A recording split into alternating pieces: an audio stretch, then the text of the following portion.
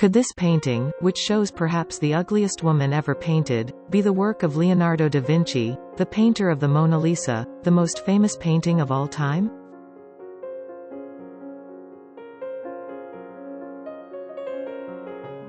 The Ugly Duchess, also known as a grotesque old woman, is a portrait painted around 1513.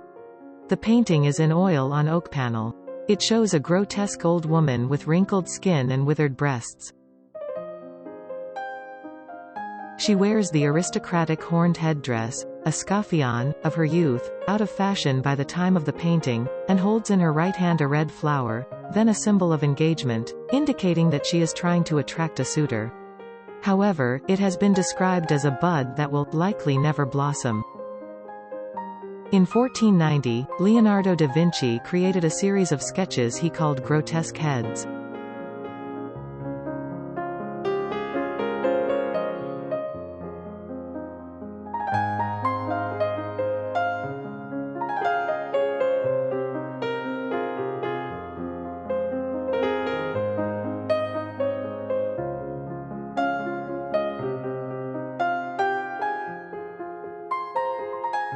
Included in that series was a sketch that looked remarkably similar to Ugly Duchess. However, as with many things in the art world, the truth is not always clear-cut.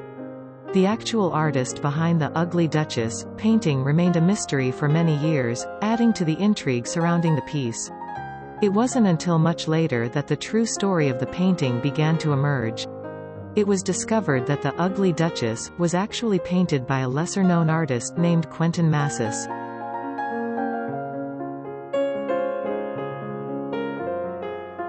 Quentin Matsys (1466–1530) was a Flemish painter in the early Netherlandish tradition. He was born in Leuven.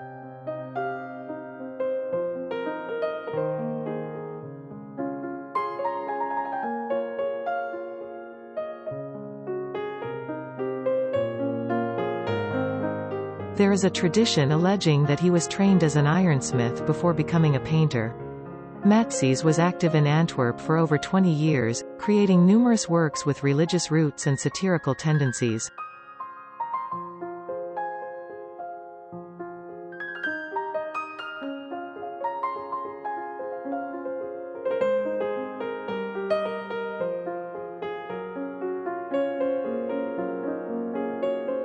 Matsys and da Vinci corresponded and shared work during their careers. When the Duchess was completed, many attributed its influence to the work of da Vinci since he already had a collection of caricature heads.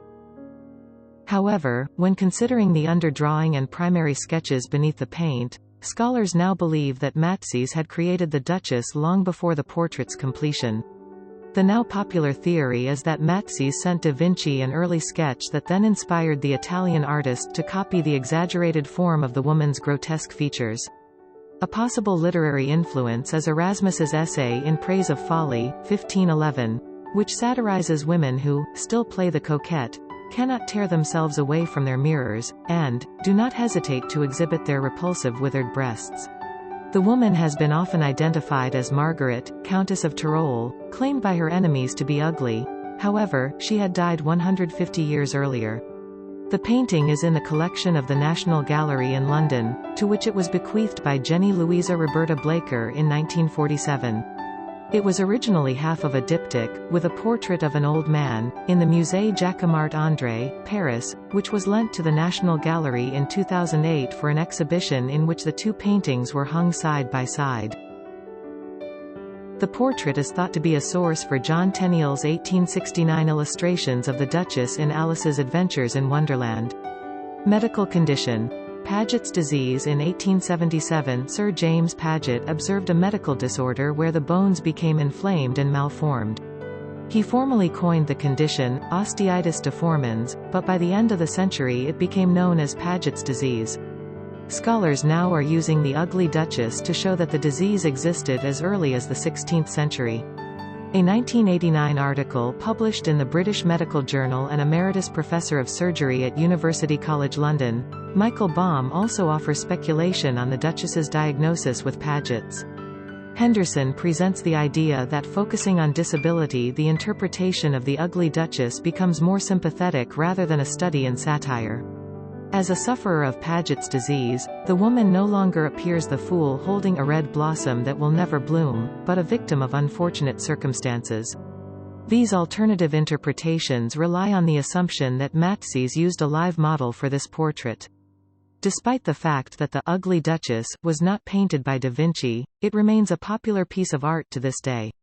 The painting's unconventional subject matter and exaggerated features continue to fascinate and intrigue art lovers around the world, making it a truly unique and memorable work of art.